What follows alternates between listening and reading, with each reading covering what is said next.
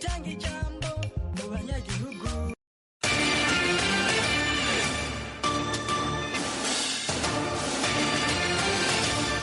Iyi mwumva ni radiyo ijwi rya Amerika.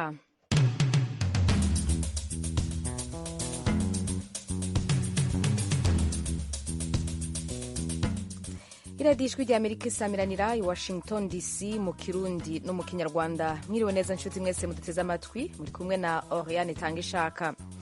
Mu Burundi twumvikanira ku mirongo migufi ya shortwave metero 19 no kuri 22. Mu Rwanda naho turi kuri FM 104 n'ibice bitatu radiyo ijwi rya Amerika. Ikaze mu makuru yo kuri no saha.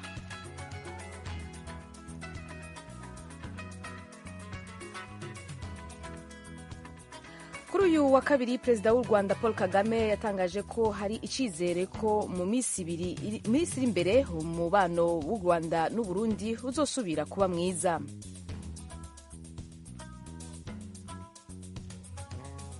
Ngira ngo mu bihe biri imbere umubano uraza kugenda urushaho kuba mwiza n'abarundi n'abanyarwanda babana uko bikwiriye uko byari bisanzwe n'ubundi.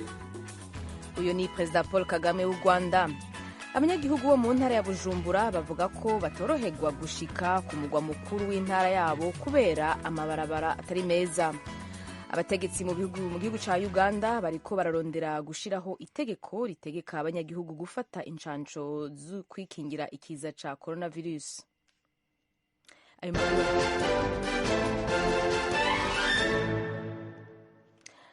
Amakuru avugwa hirya no hino ku isi. Programme ya ONU ijejwe ikigega c'ifungurwa PAM uyu musi wa kabiri yatangaje ko abantu barenga miliyoni 13 mu karere k'ihembe rya Afrika bahanzwe n'inzara ikomeye. PAM rivuga ko ryasavye imfashanyo yihutirwa kugira ngo inzara ituze ntibandanye guhitana ibihumbi vy'abantu. Inkuru dushikirizwa na mugenzi wacu Eugene Mukankusi. Imvura yabuze mu bihe byayo bitatu yatumye ahantu hose huma bikabije kuva mu myaka za 80. Kuba impuguke mu by'ibihe zisanga hazagwa imvura iri munsi yari isanzwe igwa, byitezwe ko umubabaro uziyongera mu mezi ari imbere. Michael Danford, umuyobozi wa PAM mu karere k'uburasirazuba bwa Afurika, yagize ati umusaruro warangiritse, amatungo arapfa kandi inzara iriyongera ubwo haduka amapfa arimo kugira ingaruka ku ihembe rya Afurika. Aka ni akarere karimo Ethiopia, Somalia, Eritrea na Djibouti. Ibihe bibi byatikije amatungo bituma abantu ibihumbi bo mu karere aho abenshi hari abahinzi bajya mu nkambi z'abataye ibyabo. Mohamed Adem wo mu ntara ya Somalia ya Ethiopia kuri video ya PAM yagize ati ntitwari twarigeze tubona ibintu nk'ibi, ubu turabona ivumbi gusa, dufite ubwoba ko rizadutwikira twese rikadutaba. PAM yabonye ibihembo by'amahoro Nobel mu mwaka 2020, yatangiye gahunda yo gushaka igisubizo ku ihembe rya Afurika muri iki cyumweru kandi yasabye miliyoni 327 z'amadolari. Ishami rya ONU ryita ku bana UNICEF ryo rikeneye miliyoni 123 z'amadolari mu gikorwa cyihutirwa cyo kurengera ubuzima bw'abana benshi bashobora gupfa cyangwa bagahura n'ingaruka z'igihe kirekire mu bwenge no mu mikurire. Urakoze Eugene Mukankusi. Abapolisi barenga 100 basatse inyubakwa zitari nke ziri hafi y'igisagara ca Anvers mu Bubiligi uno musi wa kabiri. Bafunze abantu 13 bakekwa ko bakorana n'umugwi w'intagondwa z'abayisilamu witwa Sharia Kane mu Bubiligi. Idonido ry'inkuru mugenzi wacu Fidel Niyongabo. Abashikiriza amanza b'igihugu bavuga ko uwo mugwi umaze igihe ukurikiranwa ko igikorwa cakozwe n'igipolisi kijejwe gukurikirana ibikorwa vyawo. Bamenyesha ko bitegekanijwe ko abo bantu 13 batawe mu mvuto baseruka uyu munsi nyene imbere y'umucamanza ajejwe amatohoza aza gufata ingingo kwihagarikwa ryabo. Ibisagara vya Bruxelles na Anvers vyaradomwe ku rutoke muri kahise ko bikoreshwa n'intagondwa z'abayisilamu baturuka mu bice bitandukanye vyo kw'isi. Igisagara ca Anvers carakoreshejwe n'umugwi w'intagondwa z'abayisilamu Sharia for Belgium washinzwe mu mwaka wa 2010. Benshi mu banywanyi bawo bagiye kugwana mu migwi y'intagondwa mu gihugu ca Syria ku itariki 22 y'ukwezi kwa gatatu mu mwaka wa 2016. Igisagara ca Bruxelles carageramiwe n'ibitero bibiri vy'abiyahuzi leta ya Islam yiyitiri.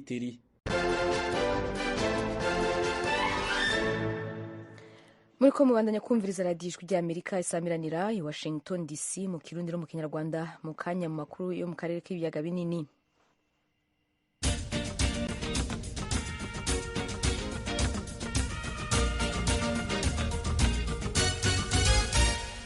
amakuru yo mu karere k'ibiyaga binini vya Afurika. Mu Rwanda kuri uyu wa kabiri perezida w'u Rwanda Paul Kagame yatangaje ko hari icizere ku minsi iri imbere y'uko umubano w'u Rwanda n'akarere uzokongera kuba mwiza. Perezida Kagame yabitangaje igihe ariko ararahiza abategetsi bashasha binjiye muri leta. Ni inkuru y'imenyesha amakuru w'ijwi rya Amerika Eric Bagiriubusa i Kigali mu Rwanda. Akimara kwakira indahiro z'abategetsi bakuru bashya muri guverinoma, perezida w'u Rwanda Paul Kagame nibwo yongeye kugira icyo avuga ku mibanire y'u Rwanda n'amahanga. Ni umuhango wabereye mu ngoro y'inteko ishinga amategeko. Nta gihe cya nyacyo perezida Kagame yatangaje ko u Rwanda n'u Burundi ndetse na Uganda byaba byongeye kugenderana uko byahoze. Ahereye ku Burundi, perezida Kagame yemeje ko afatiye ku ntambwe u Rwanda n'u Burundi bimaze gutera nyuma y'imyaka igera muri 6 umubano umeze nk'uwahagaze, mu minsi iri imbere ibintu bishobora gusubira mu buryo. Ngira ngo mu bihe biri imbere umubano uraza kugenda urushaho kuba mwiza n'abarundi n'abanyarwanda babana uko bikwiriye, uko byari bisanzwe n'ubundi, ndetse n'ibijyaga bitera ibibazo bindi by'umutekano bijyanye no ku mupaka mujya mubikurikira muri za Kibira na Nyungwe. Ibyo turagenda tubyumvikanaho n'abarundi uko tuzagenza icyo kibazo. Ku bireba imibanire y'u Rwanda na Uganda, perezida Kagame yibukije ko mugenzi we wa Uganda bwana Yoweri Kaguta Museveni mu minsi ishize yamwoherereje intumwa zirimo umuhungu we icyarimwe n'umugaba mukuru w'ingabo zirwanira ku butaka General Muhoozi Kainerugaba. Yemeje ko baganiriye ku bibazo byo gufungura imipaka. Perezida Kagame agashimangira ko hagombye kubanza kuvana mu nzira icyatumye imipaka ifungwa.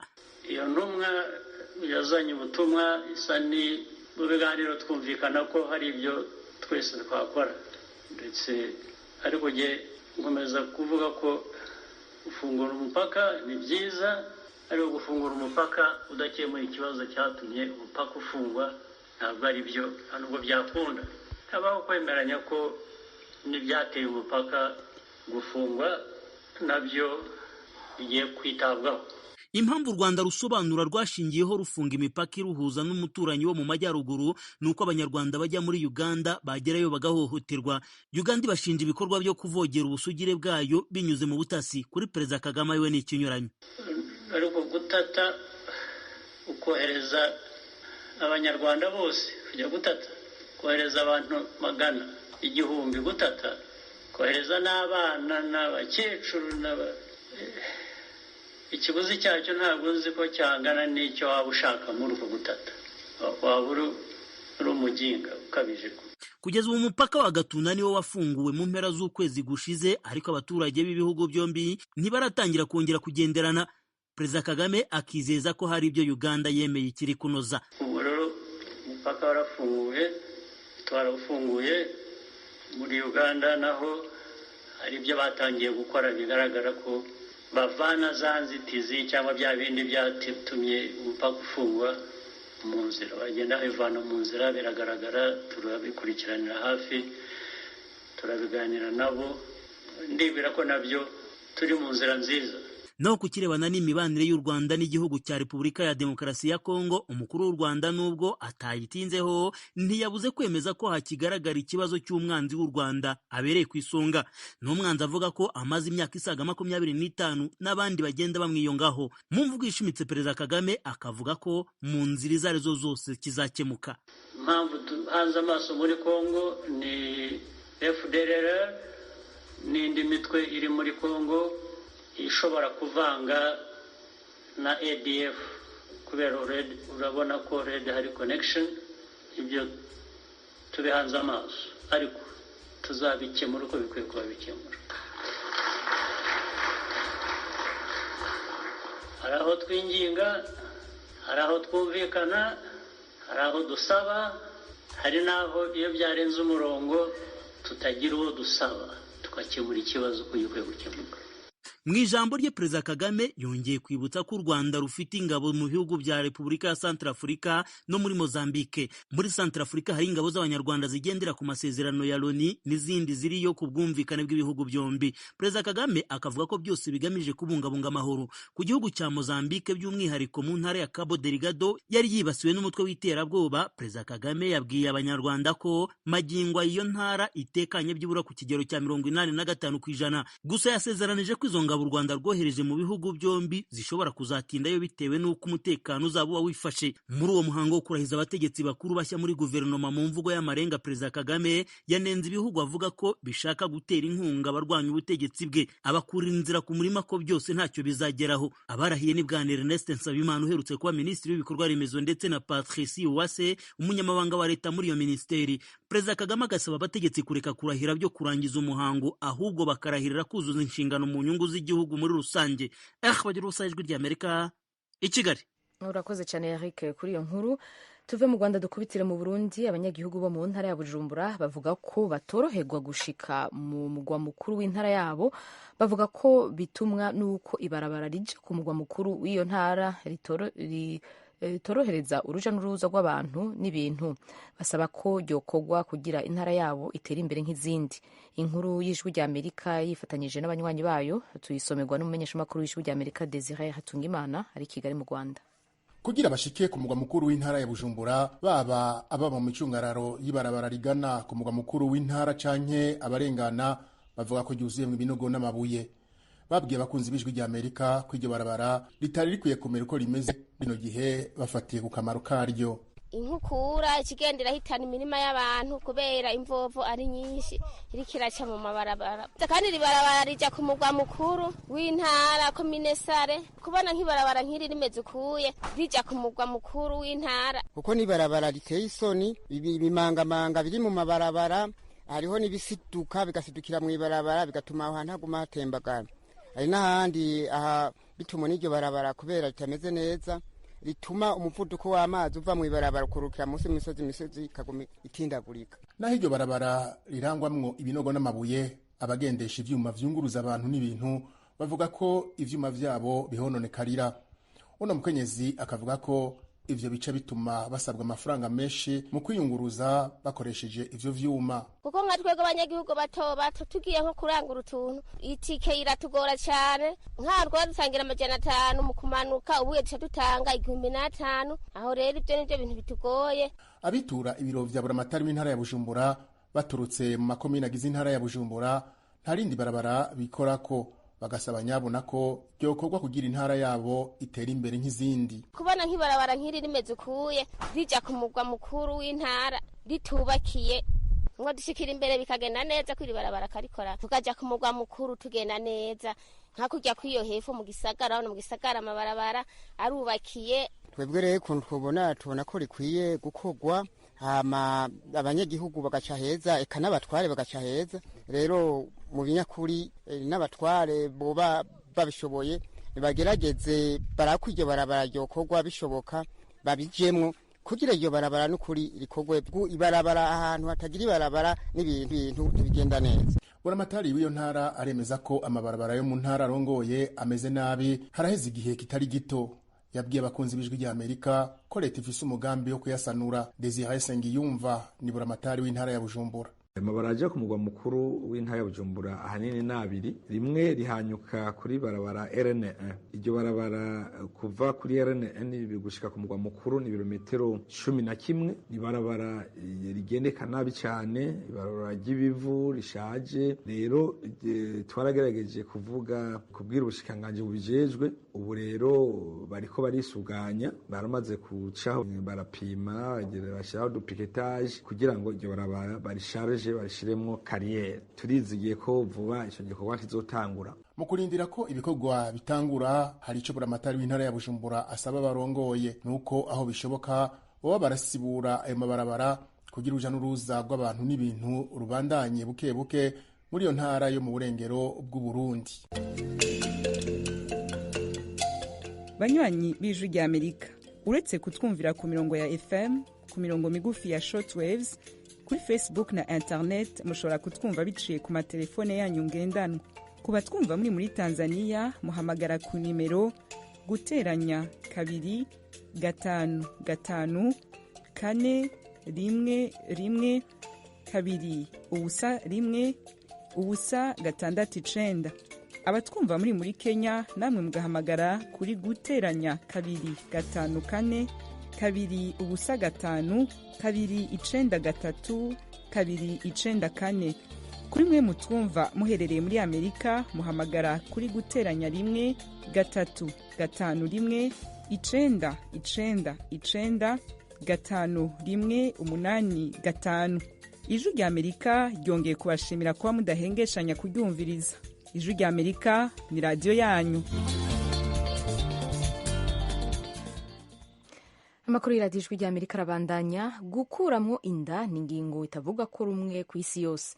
Mu Rwanda itegeko rigenga uburyo bwemewe bishobora gukorwa kugira ntibifatwe nk'icaha mu bo birekuriwe n'itegeko harimo abatwara inda bakiri abana.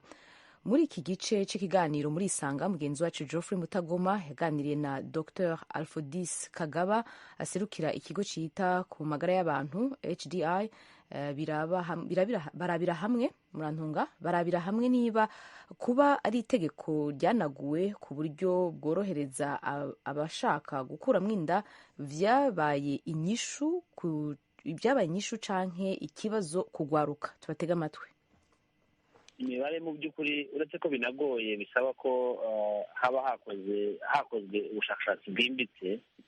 Ariko turebye nko muri iyi myaka 3 ishize navuga ko turi hagati y'ibihumbi 18 na 20 buri mwaka, hejuru y'ibihumbi 18 y'abana b'abakobwa batwara inda batari bageza imyaka 18, kandi ugasanga ari imibare ituruka mu gihugu hose. Ni ukuvuga yuko tugenda tubona yuko imibare isa nkaho iguma aho ngaho 18 19 ntabwo igabanuka.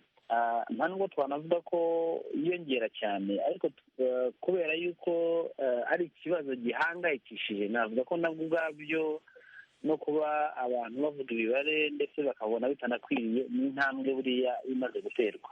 Ntabwo twavuga yuko wenda imibare yiyongereye, gusa kuba deja ikibazo tukivugaho tukavuga ko hagomba gufatwa ingamba kugira ngo abo bana bafashwe bashoboye gusubira mu ishuri basubire mu ishuri, ariko tunashyiraho n'uburyo bwo gukumira ntihagire abandi bakongera gutera inda, cyane ko ingaruka zikurikiraho ari nyinshi cyane.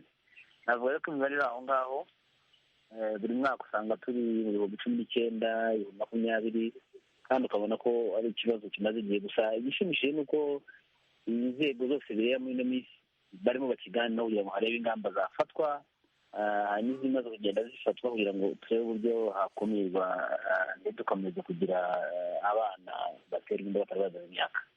Nzi ko inzego z'ubuzima zinyuranye mu gihugu zahagurukiye kurwanya icyo kibazo cyo gutwara inda zidateganijwe cyane cyane ku bana, kandi nawe umaze kubivuga, ariko bisa nkaho ikibazo kidacika kubera ko urumva mu kanya tubonye yuko iyo mibare igumaho. Mu bushakashatsi bwanyu mubona igituma iyi mibare itagabanuka kandi hariho ubwo bukangurambaga, hariho ibyo bikorwa bitandukanye, bituruka kuki? Ikibazo cy'abana guterwa inda ni ikibazo cyahozeho, gituruka ku mpamvu nyinshi. Icyo nari maze kuvugaho mu kanya ni uko kuba deja turimo tuvuga ko bigomba guhagarara nabwo ubwabyo ni intambwe tumaze gutera. Iyo urebye mu bihugu duturanye hafi usanga rwose hari n'abafite imibare igera ku 400, kandi abantu bakumva ko ari ibintu bisanzwe. Mu by'ukuri ntabwo ari ibintu bisanzwe. Igihugu, inzego z'ubuzima zigomba gushyiraho uburyo bukumira abana ntibabe batwaye. Hari impamvu rero nyinshi. Za mbere hari abana basambanywa, twita gusambanya abana, ndetse hari n'abaziterwa na bagenzi babo ku mpamvu z'ubukene, ku mpamvu z'uko banabishatse bagakora imibonano mpuzabitsina, noneho hakavamo za nda zifuzwe. Ahantu navuga bishingiye cyane cyane ni ku bumenyi budahagije bujyanye n'ukuntu umuntu yakwirinda niba anakoze imibonano mpuzabitsina akayikora ikingiye cyangwa se akayikora afata uburyo butuma adasama, kuko ubwo buryo burahari bushobora gutuma niba umuntu agiye gukora imibonano mpuzabitsina yanabishatse, wenda niba ari abana bangana bashaka gukoresha agakingirizo bakirinda gusama. cyangwa se niba yanasambanyijwe akaba yajya kwa muganga bakamuha uburyo bwo twita contraception d'urgence bushobora gutuma adasama, ikinini bushobora gufata mbere y'amasaha 72, ariko usanga ayo makuru abantu benshi batayafite. Nayo mpamvu dusanga imibare y'abatwita cyane cyane nayo igenda ijyana na nivo yo kujijuka n'ubukene naho wa mwana w'umukobwa ari, kuko ari nayo mpamvu muri za gahunda zagiye zijyaho dufite gahunda ubu ngubu yuko hagombye kubaho kwigisha abana ubuzima bw'imyororokere. Birahari muri curriculum y'igihugu, ariko ugasanga wenda nabyo ntibikorwa neza kubera ko ababikora nabo baracyafite impungenge, ntabwo baramenye neza ibyo bagombye kwigisha kugira ngo koko dushoboye gukumira abana bagira ubumenyi buhagije, baba abana b'abakobwa ndetse n'abana b'abahungu. Ku murongo wa telefone haje umuntu witwa Alex. Alex, ikaze mu kiganiro muri Sanga. Yego, murakoze cyane. Uherereye he Alex? Ni mu karere ka Gasabo mu mujyi wa Kigali. Ye, urakurikirana ijwi rya Amerika, ni ikibazo wari ufite cyangwa ni igitekerezo? Ni ikibazo nari mfite. Ngaho baza mutumirwa arakumva. Ndashaka kubaza uwo mutumirwa ko iyo tegeko ryorohereza abantu mu gukuramo inda bijyanye wenda n'indi myaka cyangwa se ikindi kibazo cyaba gihari cyangombwa cyemerera umuntu kuba yakoramo inda, none umuntu wakuyemo inda nta kibazo cy'imitekerereze bimugiraho mu buzima bwe. Wenda urugero nk'umwana, nk'umuntu bateye inda ari umwana wo munsi y'imyaka 18, noneho bikaba ngombwa ko bakuramo iriya nda, noneho mu buzima busanzwe mu mikurire y'umwana mu mibereho amaze kuba umuntu mukuru, ntabwo wenda byamwasigita mu mitekerereze y'iyo nda. Ikibazo nagira ngo mubaze. Alex, guma ku murongo rero, Dr. Kagaba arakumva, noneho twumva igisubizo aguha. Urakoze cyane Alex. Ikibazo bajije ikibazo abantu benshi bakunda kwibaza, ndetse bamwe wenda bakanagerageza kugisubiza bakurikije n'uko babitekereza. Ntabwo ubundi gukuramo inda iyo umuntu aje kwa muganga ntabwo bavuga ati ndashaka gukuramo inda wenda uri muri bya byiciro byemewe ngo bahita bayimukuriramo. Hari ubujyanama, hari ibyo twita ubujyanama bwimbitse bukorwa mbere y'uko umuntu afata icyo cyemezo, kandi agahabwa uburyo bwose bushoboka, agahabwa amakuru yose, noneho akihitiramo icyemezo afashe. Rero nicyo muganga amufasha gushyira mu bikorwa. Ni ukuvuga ngo yabitekerejeho, yabonye ubujyanama buhagije, kandi akenshi bariya abantu bashobora kuza gusaba serivisi nuko n'ubundi buriya aba yafashe icyemezo ku buryo n'iyo utamuhaye ya serivisi ajya kubikorera ahandi muri bwa buryo butanoze bikamuhitana. Ni ukuvuga ngo wa muntu wafashe icyemezo cyo gukuramo inda ntakimuhagarika n'ubundi. Iri tegeko rero ryaje ngo rifashe gufasha wa muntu n'ubundi wafashe cya cyemezo, aho kugira ngo ajye kubikora mu buryo butanoze bimuhitane, akuremo ingaruka, atakaza ubuzima, akuremo izindi ngaruka zijyanye no kubura ubushobozi bwo kuzabyara, kwangirika mu myanya myibarukiro n'ibindi byose. Avuga ati reka tumufashe nibura abikorere kwa muganga, abikore neza. Kandi tubona abagiye baca kwa muganga iyo babikoze, agahura n'abajyanama, akabona ubujyanama bwimbitse, rwose navuga ko nta ngaruka zihari wagereranya. Ubuzima burakomeza, ntabwo wagereranya rwose no kujya kubikora mu buryo butanoze. Niyo mpamvu igihugu cyacu cyateye intambwe kigafata ya mategeko yari akarishye cyane kikayavugurura. Uyu munsi tukaba dufite abantu baza kwa muganga bakabona ya serivisi. Niyo mpamvu harimo hakorwa amahugurwa, ikigo cyacu kibikoraho, guhugura abaganga, guhugura abagore bamenye ko itegeko ryahindutse, kugira ngo twirinde ko bajya kubikorera kwa magendo, bajya kubikorera kuri ba baganga, cyangwa se banabyikorera, bamwe bagenda bakabyikorera, ugasanga rwose ubuzima bwabo burahatakariye. Reka twakire Ruhamya Ali na Jean Marie Tuyisenge. Turahera kuri Ruhamya Ali, ikaze mu kiganiro muri Sanga. Yego, murakoze. Yendi Kigali ahitwa Kimironko. Uratanga igitekerezo cyangwa urabaza? Ndamubaza ngewe. Ubushakashatsi bakoze, abana babonye batwaye inda bitewe n'ubukene ni bangahe? N'abana batwaye inda bitewe na victim ari ikoranabuhanga like WhatsApp, WhatsApp, Facebook n'ibindi ikoranabuhanga ni bangahe? Kuko akenshi usanga ari byo bibashuka. Zino telefone telefone nino zino smartphone ugasanga nizo zirimo kumushuka.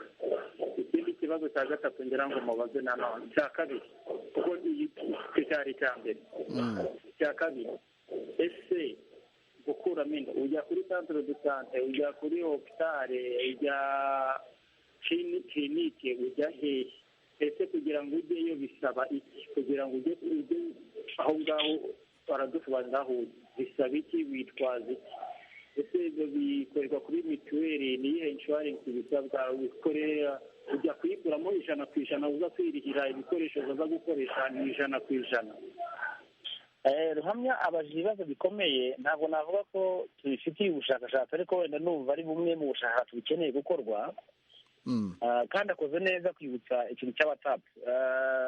Iyo tuganira n'ababyeyi muri ino minsi dusanga gukomeza kurera dutekereza ko kudahereza abana amakuru batazayabona ntabwo ari byo kubera ko dufite ikoranabuhanga ryaje aho umwana ajya kuri telefoni isanzwe ashaka no kureba porno akayireba kubera ko nta buryo buhari buri kontrole abana babona amakuru kandi amwe mu makuru menshi cyane ariko no koranabuhanga ntabwo ari amakuru y'ukuri uvuga umwana arareba baba basambana akabibona baba ibyo abandi bavuga akabibona noneho agatangira no kuba yanabikora hakiri kare bitandukanye wenda n'igihe cyashize hambere kubera ko uyu munsi ya makuru udashaka kumubwira ya mwana mpuzabitsina udashaka kumubwira kugira ngo amenye ibyo aribyo byose ashobora kwifatira amakuru ubu ngubu arabibona kubera ikoranabuhanga. Hari ahantu usanga barimita bakavuga bati niba hari abana ibi ntibyemewe ariko hano iwacu kubera ko ikoranabuhanga ryaraje kandi turarikunze bihari byiza byinshi tugezaho ariko tugomba no kumenya ko ririmo ryerekana abana ibintu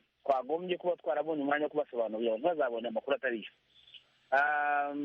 Ntekereza ko rero dukeneye wenda kureba ubushakashatsi ariko cyane cyane tunareba uburyo b'abana babona amakuru ahagije ariko reka mfate nk'urugero igihe twagiye gukora ubushakashatsi kureba ubwo n'imbere navuga mu 2011 2012 mbere ko tutangira bino biganiro byo kuvugurura amategeko nk'abagore twasanze bafunze cyangwa abakobwa muri prison nababwira ko abenshi bari babandi batarangije na primaire bari babandi bakoraga ahantu batuye mu makaritsiye ya makaritsiye umuntu utwite abantu bose babibona babona ko agifite bagahita bamurega bivuze ko ubukene rwose buri mu mpamvu zimwe zishobora kuba zituma ba abantu batuye ahandi wa muntu ubuzima bwe burisanzwe kubera aho atuye bahita babibona niba yari umukobwa ukora mu kabari akaba babonaga atwite bakongera bakamubona adatwite bagahita bavuga ati inda yawe yagiye hehe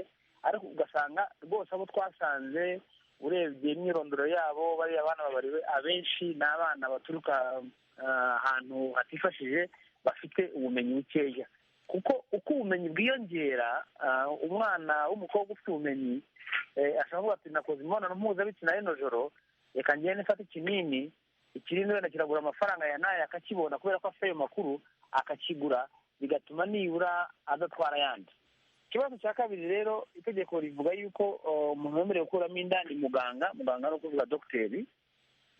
Uyu munsi turebye sitiri yacu ya sante abadogiteri tubasanga muri hopitali district ni ukuvuga ibitaro bya district wafashe nka Kigali ubwo ni ibitaro bya Muhima ibitaro bya Kibagabaga ibitaro bya Masaka ibyo ni ibitaro ariko noneho na clinique privé ziremerewe ku rwego rwa polyclinique ni ukuvuga ngo nazo zirimo abaganga iyo ni limite igihari yuko umuganga ari we ubyemerewe. Yagiye kwa muganga rero urabaje tuse mituweli iramwishyurira yego mituweli iramwishyurira ikibazo tugifite gusa ni uko bisaba ko mituweli gisaba transfer iyo ashoboye kujya ku kigo nderabuzima agasaba transferi kuko iyo winjiye mu bitaro ariho winjiriye kuko niho ugomba gutangira hambere ubwo ntabwo ufite transfer ya mituweli transfer ngo uyibone ni uko ujya ku kigo nderabuzima ikigo nderabuzima kikaguha transfer kuko itegeko rya mituweli riteganya ko utangirira hahandi hasi ugenda uzamuka ibyo rero turimo turabiganira n'inzego zibishinzwe kugira ngo habeho harmonization cyangwa se guhuza ku buryo